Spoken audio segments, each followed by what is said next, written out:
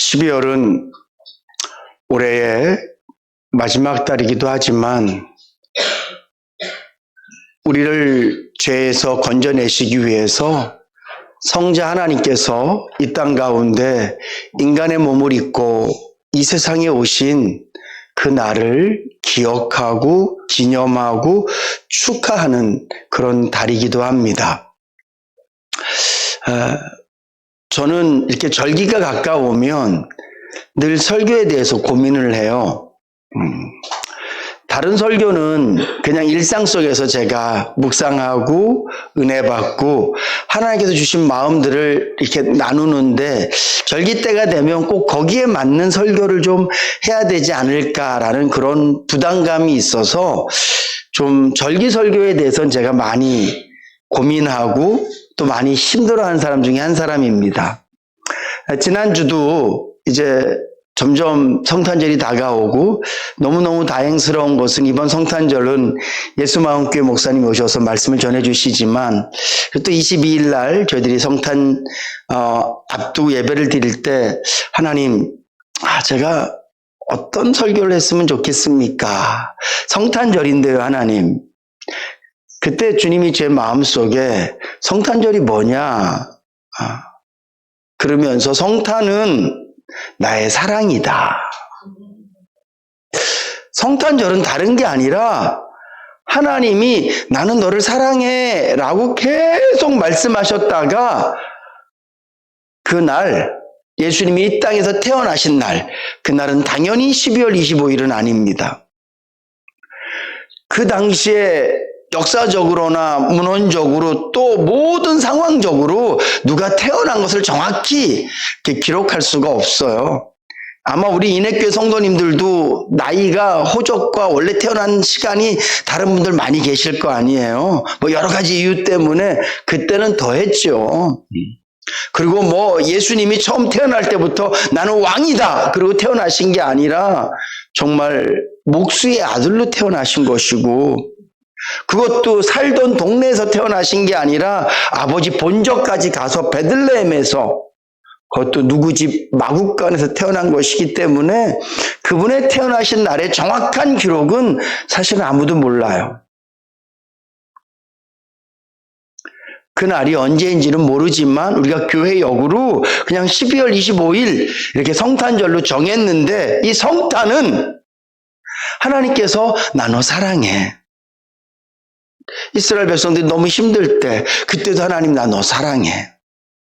그들이 너무 곤란할 때 그때도 나 너 사랑해. 심지어 포로로 붙잡혀 갔을 때도 나는 너 사랑해. 나는 이 민족을 통해서 엄청난 일을 이룰 거야. 이렇게 계속 약속하셨어요.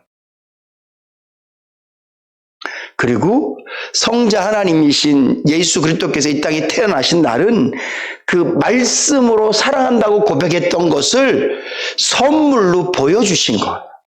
봤지? 내가 너희들 사랑한다고 한 말 거짓말 아닌 거 봤지?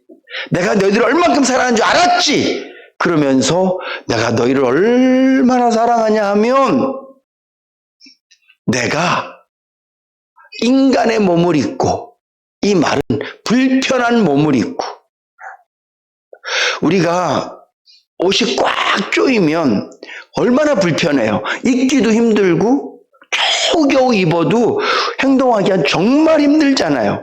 그것보다 수천 배 수만 배는 힘든 영이신 하나님께서 우리 육신의 몸을 입으신 거예요. 그리고 이 땅에 태어나신 것이죠. 내가 이만큼 너를 사랑한다고 성탄은 선물 주는 날이 아니라 하나님께 선물 받은 것을 기뻐하고 하나님께서 주신 그 놀라운 사랑에 감사하는 날이 성탄이야. 다른 설교하려고 그러지 말고 내 사랑만 좀 얘기해줘. 그런 마음을 저에게 주셨어요. 그래서 저에게 그런 감동을 주시는 거예요. 신영아, 근데 너는 왜 나한테 하나님 저 사랑하세요 이렇게 안 묻냐? 그냥 마음의 감동이. 그래서 제가 하나님 사랑하는 거 당연히 알지요. 제가 예수를 믿는데 제가 설교할 때마다 하나님 우리를 사랑하신다고 말하는데 당연히 우리를 사랑하시는 거 알지요. 그래서 좀 물어봐 줄래? 그런 마음이 들어요. 그래서 제가 하나님 저 사랑하세요? 이렇게 여쭈었어요, 마음으로. 그랬더니만 사랑하지. 그런데 이게 제가 하나님은 나를 사랑해 라고 느끼는 것과 그분이 저에게 신영아 나는 너를 사랑해 하는 것과 느낌이 너무 다른 거예요. 그리고 또 제 마음에 그런 감동이 있었어요. 근데 너 왜 나한테 얼마나 사랑하냐고 안 묻냐? 너무. 그래서 제가 또 순종하는 마음으로 하나님 저 얼마나 사랑하세요? 죽을 만큼. 내가 널 위해 죽을 만큼. 너무 잘 아는 이야기인데, 너무 많이 한 설교인데, 다시 한 번 더 주님이 제 마음속에 신용아, 나는 너를 죽을 만큼 사랑한다. 나는 너에게 나의 모든 걸 줄 만큼 사랑한다. 그 감동이 제 마음속에 탁 와 닿을 때 우리가 아까 불렀던 241장 주 나를 사랑하시오니 즐겁고도 즐겁도다 주 나를 사랑하시오니 나는 참 기쁘다. 이 찬양이 저절로 막 나오는 거예요. 주 나를 사랑하시오니 즐겁고도 즐겁도다. 주 나를 사랑하시오니 나는 참 기쁘다.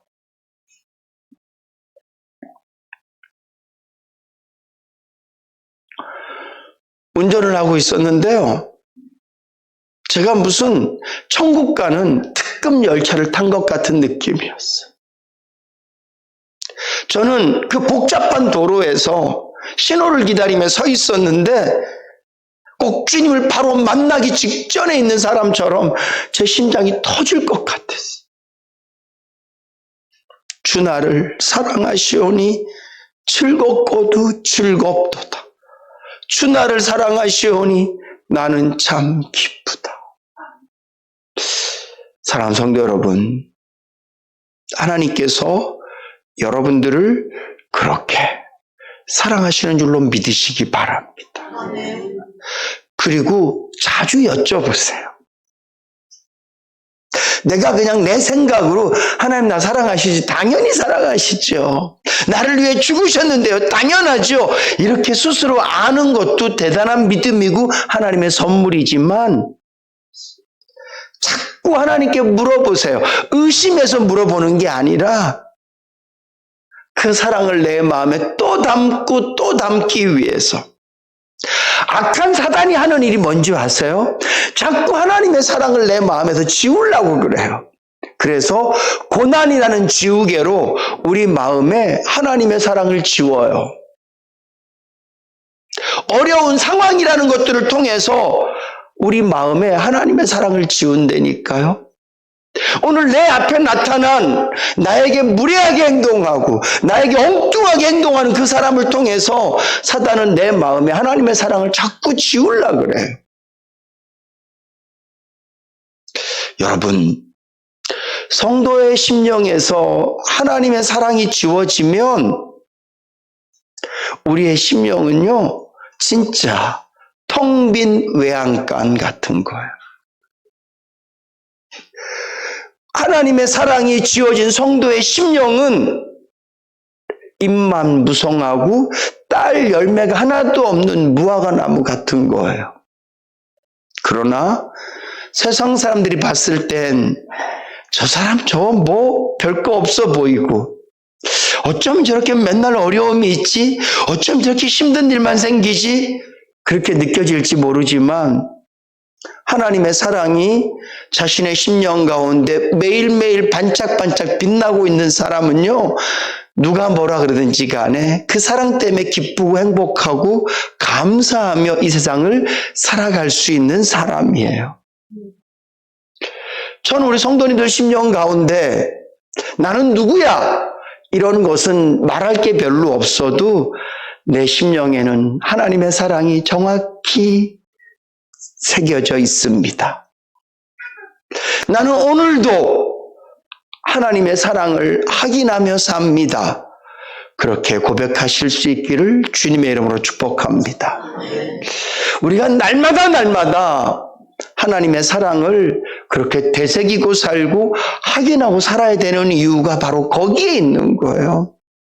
세상은 우리에게 계속 자리매김을 하거든요. 세상은 계속 우리에게 세상이 생각하는 가격표를 붙여줘요. 엊그저께 우리 지역이가 방학식을 했어요. 요즘도 생활통지표를 이렇게 보내주더라고요. 제일 먼저 제가 본 것은 우리 선생님이 지역이에게 무슨 말을 했는지, 1년 동안 지역이를 보면서 선생님 뭘 느꼈는지 이렇게 써주는 거 있잖아요. 탁 봤어요. 기분 좋더라고요. 배려심이 강하고 성격이 유쾌해서 친구들을 즐겁게 하고 힘이 세서 거의 2배 되는 애들도 있어요. 제가 지역이한테 늘 부탁하는 거, 친구들 절대 밀지 마. 네가 밀면 애들은 나가 떨어져. 덩치가 거의 2배. 집에 놀러 온 애들 보면 주로 베트남 애들이거든요. 또 얼마나 말랐어요.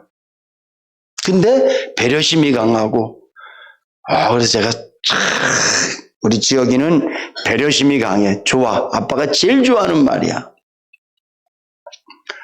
이렇게 성적표를 학생들에게 주어지듯이 우리의 삶을 세상 사람들은 그렇게 꼬리표를 달아준단 말이에요. 신용이에게는 구신용 목사. 어떤 목사? 20년 동안 목회해도 그저 그런 목사.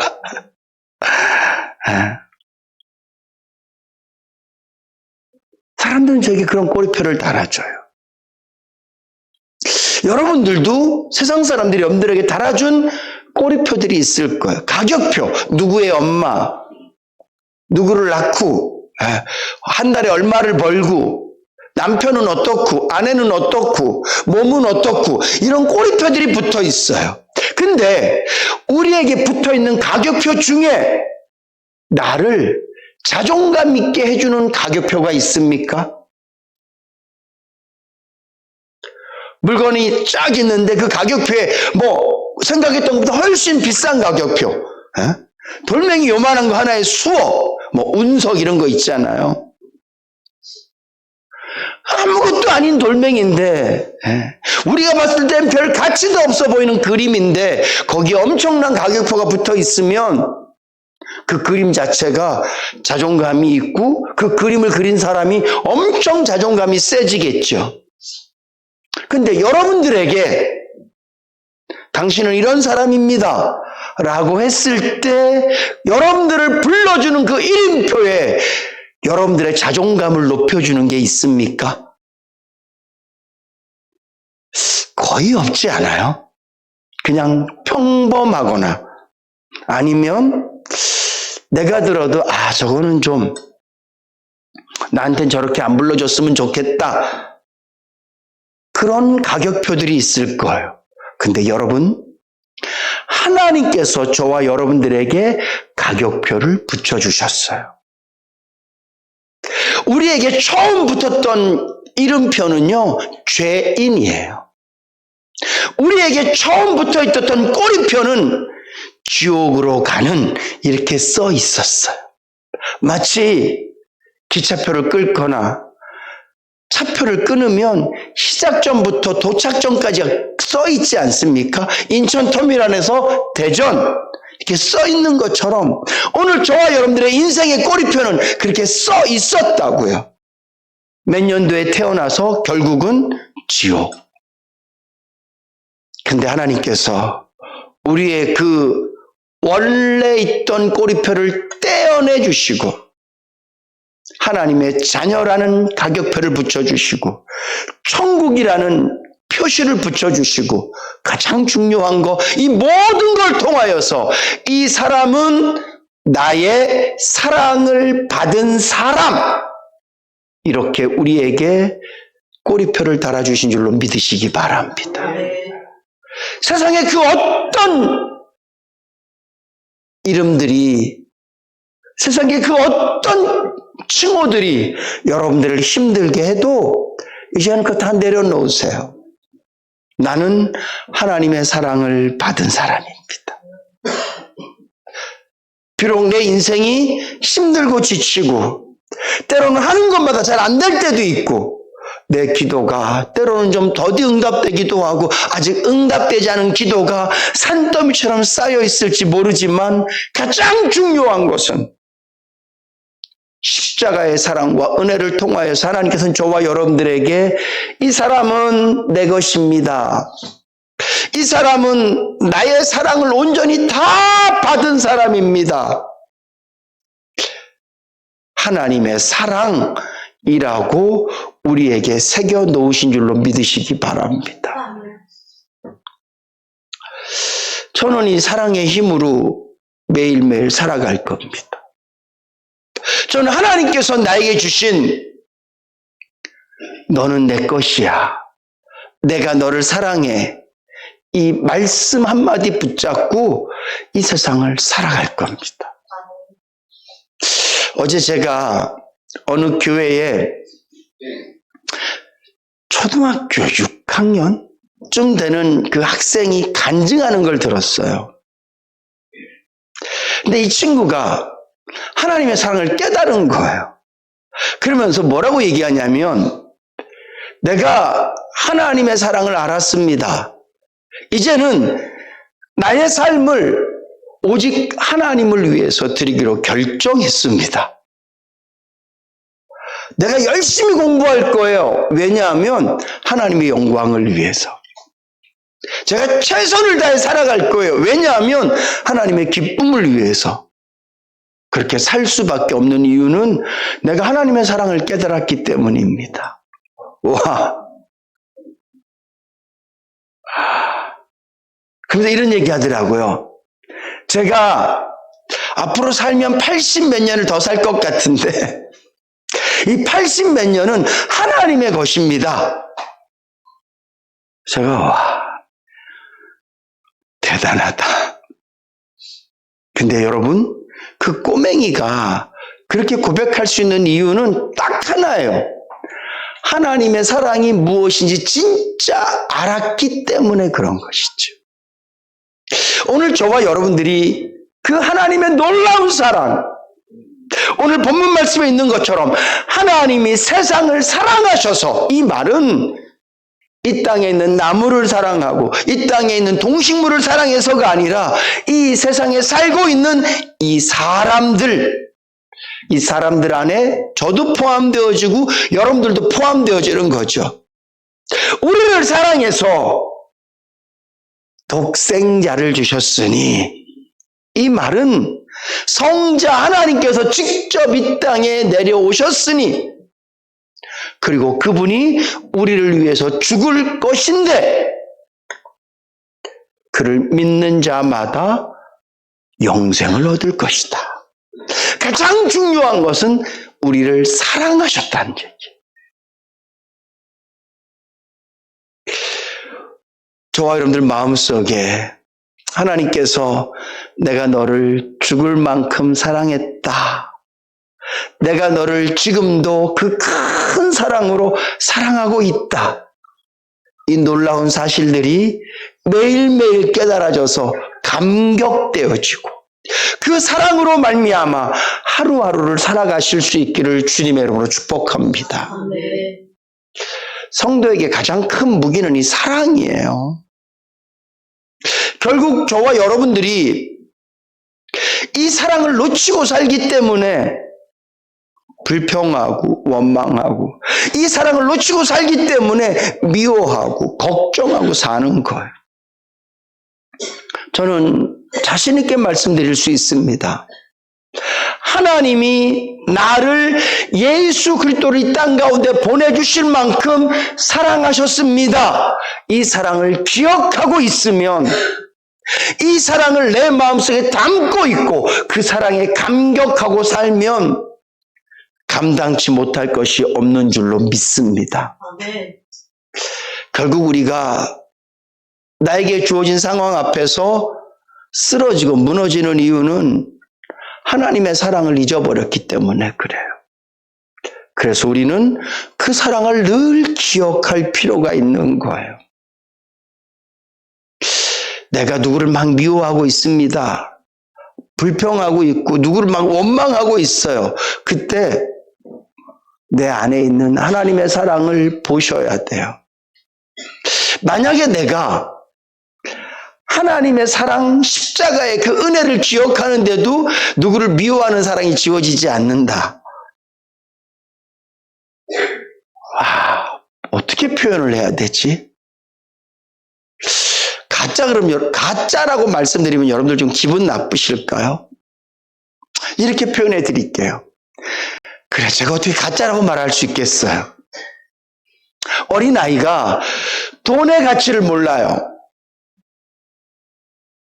10,000원, 1,000원, 100원 잘 가치를 몰라. 5만 원이 얼마나 큰지 잘 모르고 500원이 얼마나 큰지도 모르고 잘 몰라. 그래서 어른이 5만 원짜리 딱 줬는데 쟤한테는 동전, 반짝반짝 빛나는 동전 500원짜리를 3개를 딱 주니까 나도 저거 동전 주세요. 저 이거 종이 한 장 싫어요. 100원짜리 저 반짝반짝 빛나는 저거 주세요. 이렇게 말하는 아이는 동전의 가치를 모르는 것이죠. 혹시 여러분들이 하나님의 사랑은 믿어져요. 십자가의 은혜도 믿어져요. 나는 구원받은 게 맞는 것 같아.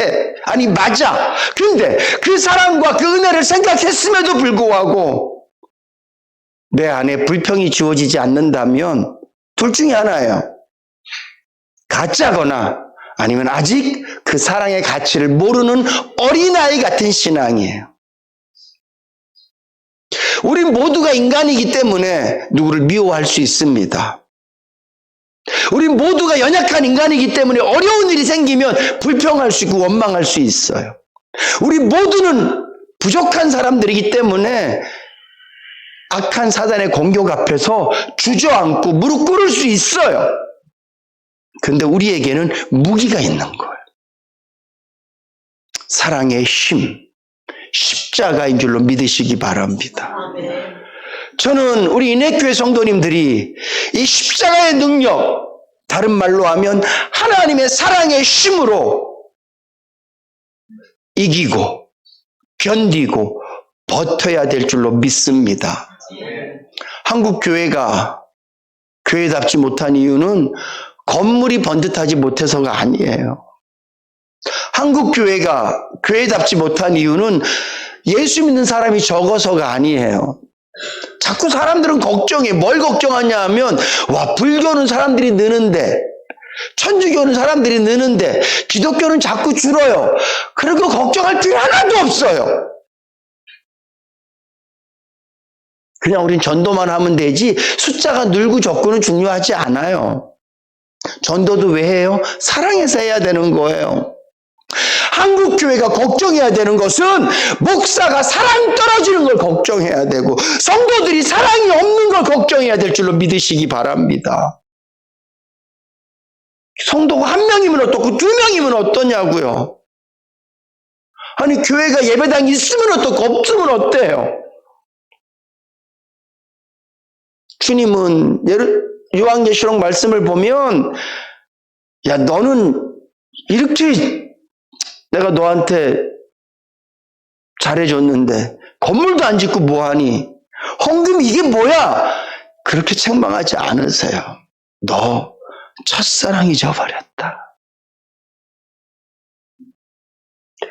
그걸 믿음이라고 갖고 있어? 믿음이 뭐예요? 행함이 있는 게 믿음이에요. 머릿속에 성경은 잔뜩 들어있는데 하나도 삶으로 표현해내지 못해. 말로 하나도 표현하지 못해. 감정으로 하나님의 말씀을 하나도 만들어내지 못하면 그건 믿음이 빵점인 거죠. 건물 보여주면서 하나님 우리 믿음이 이 정도예요. 그거 믿음하고 아무 관계 없어. 빽빽하게 모인 사람들의 머릿수 헤아려 갖고 하나님 이게 우리 믿음이에요. 그거랑 무슨 상관이 있어요? 여러분 믿음의 가장 큰 열매는 사랑인 줄로 믿으시기 바랍니다. 우린 사랑 없는 거 걱정하셔야 돼요. 여러분들에게 어려운 일들이 생기면 이게 내가 하나님의 사랑을 얼만큼 믿고 있고 내가 이 사랑을 얼마나 내게 크게 갖고 있는가를 점검해 보는 잣대가 돼야 돼요. 좀 나를 힘들게 하는 사람이 있으면 저 사람은 왜 저러지? 그러기 전에 이 상황과 이 사람을 통해서 내가 믿고 있는 하나님의 사랑이 진짜인지 가짜인지 살아있는 것인지 죽은 것인지를 확인할 수 있는 그런 기회로 삼아야 돼요. 목사가 돼서도 그냥 한 가지 상황이 생기면 멈춤이 없이 쫙 그냥 불평 원망부터 해서 미움까지 결국 한 사람을 죽여야지만 직성이 풀리는, 한 사람을 아주 매장시켜야지만 직성이 풀리는 그런 브레이크 없는 열차처럼 그냥 쫙 달려가서 꽝 하고 뭔가를 사고를 나야지만 그때서야 깨닫는 그런 어리석은 사람들 되지 마시고 바로 하나님의 사랑의 힘으로 상황을 감당해내고 견뎌낼 수 있는 그런 저와 여러분들이 되어야 될 줄로 믿습니다. 악한 사단은 끊임없이 우리를 공격할 거예요. 건강으로 공격하고 여러 가지 것들로. 우리가 이길 힘이 어디 있습니까? 감당할 힘이 어디 있습니까? 그러나 하나님께서는 저와 여러분들에게 그분의 사랑을 우리의 심령 가운데 깊이 새기셔서 신용아, 내가 너 사랑해. 그리고 정말 그 사랑을 한번 마음속에 깊이 담아보세요. 새겨보세요. 그리고 그 사랑이 어떤 사랑인지 한번 쭉 느껴보세요. 그러면 그 사랑의 힘이 얼마나 큰지 알 거예요. 감사가 절로 나와요. 기쁨이 저절로 생겨요. 감당할 힘이 막 일어날 거예요.